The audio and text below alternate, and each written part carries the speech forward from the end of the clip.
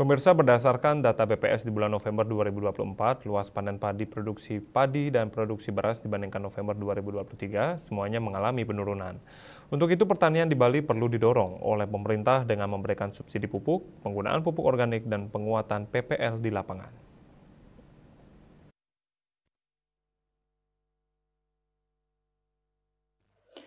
Dekan Fakultas Pertanian dan Bisnis Universitas Dwi Chandra, Dr. Nimade Intan Maulina menyatakan, pangan utama yang diperlukan di Bali adalah padi. Untuk itu, produktivitas padi di Bali harus ditingkatkan. Menurutnya, salah satu cara untuk meningkatkan produktivitas padi adalah menggunakan agen-agen hayati dan penggunaan pupuk organik. Intan Maulina mendorong pemerintah tetap memberikan kemudahan bertani, seperti subsidi pupuk dan hasil panen petani wajib dikelola pemerintah sehingga mendapatkan harga padi yang layak bagi petani. Selain itu juga peran pemerintah melalui PPL penyuluh pertanian lapangan untuk menyokong petani dalam mempertahankan lahan pertanian mereka. Mengingat bahwa swasembada pangan sangat perlu ditingkatkan di Bali, kita mengetahui bahwa pangan utama di Bali itu adalah padi. Jadi mau tidak mau kita harus meningkatkan produktivitas padi yang ada di Bali. Salah satu cara untuk meningkatkan produktivitas padi adalah dengan menggunakan agen-agen hayati dan penggunaan pupuk organik. Agen-agen hayati itu sendiri bisa didapatkan dengan penggunaan pupuk hayati yang berbahan dari alam. Jadi dengan meningkatnya produktivitas padi, maka akan meningkatkan potensi swasembada pangan di Bali. Untuk menanggulangi alih fungsi lahan, ini kan swasembada pangan ini juga erat kaitannya dengan alih fungsi lahan. Ini sangat perlu perhatian dari pemerintah.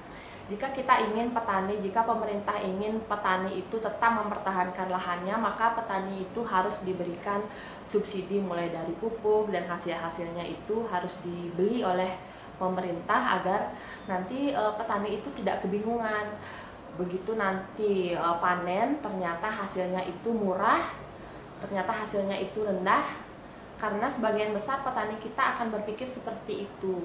Maka dengan pemikiran seperti itu secara otomatis mereka berpikir, oh lebih baik lahan saya ini saya gunakan saja untuk pertanian, untuk pariwisata seperti itu. Ini peran penting pemerintah untuk tetap membantu petani, menyokong petani itu melalui PPL agar tetap mau mempertahankan lahan pertaniannya.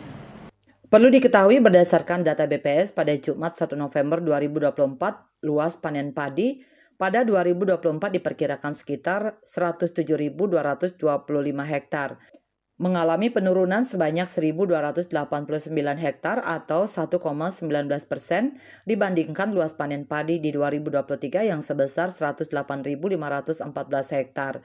Sedangkan produksi padi pada 2024 diperkirakan sebesar 647.966 ton GKG, mengalami penurunan sebanyak 25.614 ton GKG atau 3,80% dibandingkan produksi padi di 2023 yang sebesar 673.581 ton GKG. Sementara produksi beras pada 2024 untuk konsumsi pangan penduduk diperkirakan sekitar 365.424 ton, mengalami penurunan sebanyak 14.445 ton atau 3,80% dibandingkan produksi beras di 2023 yang sebesar 379.870 ton. Indrawan, Bali TV.